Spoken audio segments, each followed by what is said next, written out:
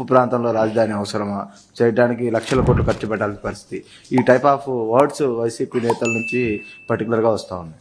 ఈ తెలివైన మేధావుల్ని చెన్నైని మార్చేయమనండి, బెంగళూరు సిటీని మార్చేయమనండి, బాంబే సిటీని మార్చమనండి, హైదరాబాద్ సిటీని మార్చమనండి. బుద్ధి జ్ఞానం ఉంటే మాట్లాడడం మానేయమనండి, బుద్ధి జ్ఞానం లేకపోతే మాట్లాడమనండి. మీ ఇంటి మీద నీళ్లు వస్తాయని ఆకాశంలో పోతావు నువ్వు, ఇంటికి నీళ్లు రాకుండా చూసుకోవాలా. ఊరికే మర్యాద చెప్తే మర్యాద కూడా లేదు వీళ్లకు. మర్యాద తెలుసుకునేది నేర్చుకోవాలి. ఇంకొకసారి మాట్లాడితే ఆ నాలుకలు తాళాలు వేయాల్సి వస్తుంది. వాట్ నాన్ సెన్స్, ఏంటి తమాషగా ఉంది. ఇన్నింటి వాస్తవాలు లెక్క పెట్టుకుంటూ రాజకీయం కోసం అసహ్యమైన రాజకీయాలు చేస్తారా మీరు? కక్కుర్తి రాజకీయాలు పడతారా మీరు? మాట్లాడేవాళ్ళు లేరని మీ ఇష్ట ప్రకారం మాట్లాడతారా? విషం కక్కుతారా? ఎందుకంటే విషం కక్కడం? విశాఖపట్నం ఉదేమైంది?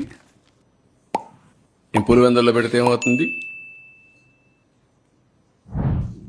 తిరుపతికి ఫ్లడ్ రాలేదా? ఏ సిటీ సేఫ్? ఏ సిటీ సేఫ్? నెల్లూరు రాలా? What are you talking? Krishna Godavari ఎక్కడుంది? రాజమండ్రి ఎక్కడున్నాయి? కర్నూలు ఎక్కడుంది? మోస్ట్ అప్పర్ రీచ్లో ఉండే కర్నూలు ఏమైంది? కర్నూలు కొట్టుకుని పోయే పరిస్థితి లేదా?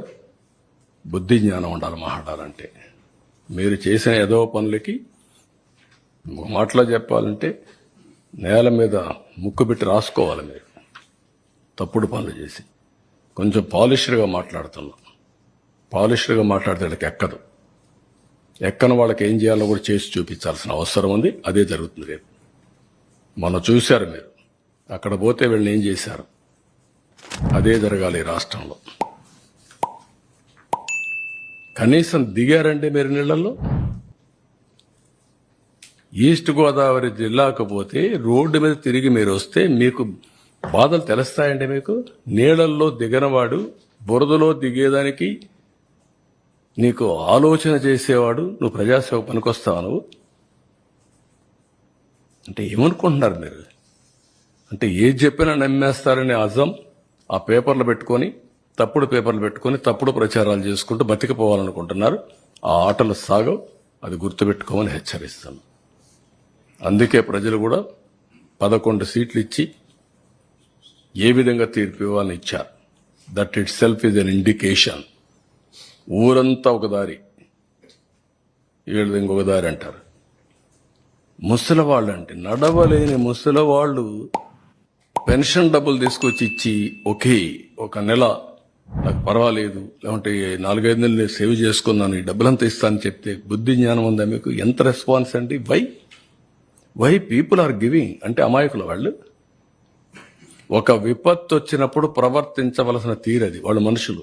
నువ్వు మనిషి కాదు కాబట్టి, ఈ పార్టీ మనుషులు కాదు కాబట్టి ఇష్ట ప్రకారం మాట్లాడుతున్నారు. మానవత్వం లేకుండా మాట్లాడుతున్నారు. పుండు మీద కారం చల్లినట్టు. పార్టీ తరఫున అనౌన్స్ చేశారు అమౌంట్.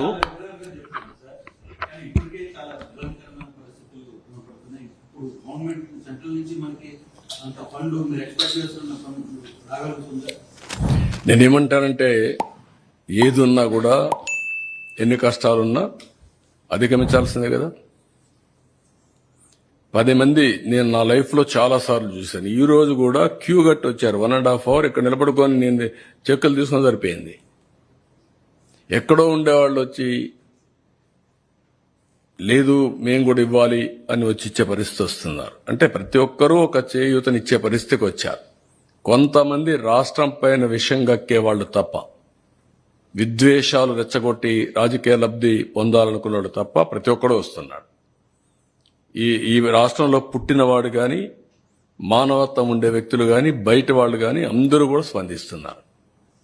వాళ్ళకి రాష్ట్రంలో ఉండే ప్రత్యేకమైన పరిస్థితులు అర్థమైన తర్వాత అందరం కూడా హెల్ప్ చేయాలి. సాటి మానవుడిగా ఒక వ్యక్తి కష్టంలో ఉన్నప్పుడు ఆదుకోవడం మన బాధ్యతను అందరూ వస్తున్నారు. వాళ్ళు వెల్కమ్ చేస్తున్నారు. అందుకే నేను కూడా ధైర్యంగా ముందుకెళ్తున్నా. No question of compromise. ఇబ్బందులు వస్తాయి. ఐఎమ్ ఫీలింగ్ తాత్కాలికం. ఎట్లా స్ట్రగుల్ చేయాలో చేస్తాం, ముందుకెళ్ళిపోతాం. ఇంకొక గంట ఎక్కువ కష్టపడతాం, లేదంటే ఇంకో 2 రోజులు ఎక్కువ కష్టపడతాం.